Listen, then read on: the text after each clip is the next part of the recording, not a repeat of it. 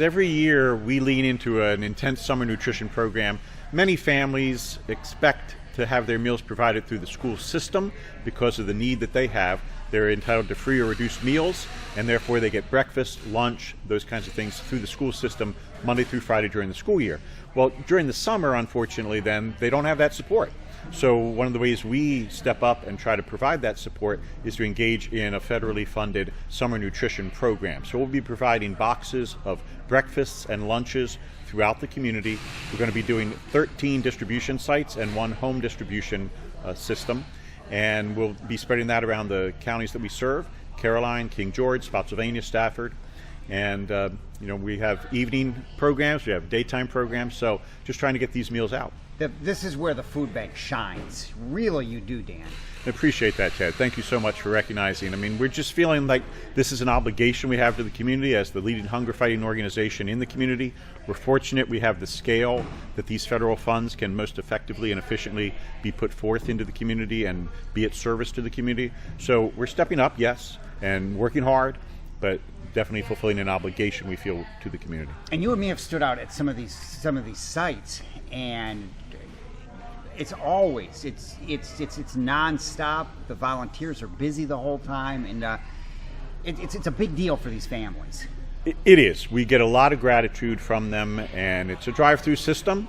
Ever since the pandemic, that's been permitted, where meals can just be offered in a drive-through setting and multiple meals can be offered at a time. They're not hot meals. They're meals that are going to be easy to make at home or serve at home. And the volunteers, I'm glad you mentioned the volunteers, so critical to the process. We need volunteers to help us pack up these boxes. Putting together 14 meals for a week is not a simple task, but through an assembly line and multiple volunteer hands, we can get that done. We do appeal to people to help volunteer.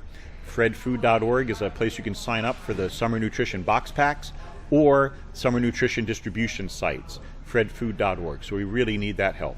But summer feeding, like I said, not only do you shine, like you said, you really depend on volunteers. We've got volunteers in the background here that are working to beat the band. Yeah, effectively, we need volunteers every day in multiple settings. So fredfood.org is a great place to engage with the food bank, both as a volunteer or as a donor. Obviously, while it's a federally funded program to a certain degree, there are costs even above and beyond the food itself. We got to put these meals on our trucks and get them out there. We got to pay the drivers to get them out there. We've got to have additional staff to work with the volunteers to get these boxes packed. So it's an intense effort, but again, an obligation to the community, and the scale of it is what is so impressive. It continues to grow each year because we get greater efficiency. We are able to ask for more federal dollars for the community. We anticipate this year we might put as many as 200 or 250,000 meals out during the summer nutrition program. So about a 10-week program operating in all the counties that we serve. The city of Fredericksburg is well served by the school district there, so we take care of the outlying counties that we serve. And as I say, we have 13 distribution sites, multiple distribution times during the course of a day, so that people can try to find a site that's convenient for them. That number is phenomenal. And when you think about just regional and getting places, we all know what traffic's like. To get to places, this is a big undertaking. It really is. Yeah, there's a lot of logistics in it, a lot of hands that touch it, and a lot of people that are grateful for it. So again, fredfood.org to volunteer, to donate, but also if you're a family in need, fredfood.org to see the schedule of summer nutrition sites. Well, and what you feel after you do something like this, there's no feeling like it to know that you're helping the region. Yeah, you referenced the volunteers and their engagement with it. I think volunteers sometimes consistently come back because from year to year they recognize the impact they're having.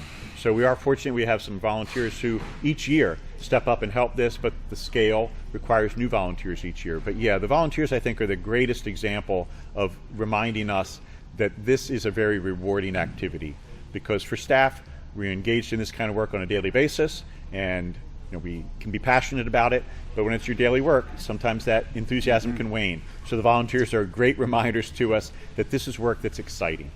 And volunteers, you see it firsthand. It changes. You realize the scope of what the problem is. I think that's a great point, that the impact is impressed upon volunteers, because when they see maybe 100 or 150 people show up at a distribution site within the course of an hour, it reminds them how grateful they should be for what they do have, but also reminds them of the need that surrounds them on a daily basis. You tell me 2,000 meals, and I think, wow, that's a lot. And then all of a sudden, I see it, and I see that it's gone in a few hours. That's another impact. Right. That's the point. Yeah. I mean, if you have 100 or 150 people being served at a site, and we're giving them 14 meals to get them through the week at that time, the breakfasts and lunches of that week at that time. I mean, you in that hour are helping us distribute 1,400, 1,500 meals, something of that nature. It's crazy. Fredfood.org. Get involved this summer. Thank you, Ted. Appreciate that, and we hope to see people out, and we look forward to serving as many families as we can.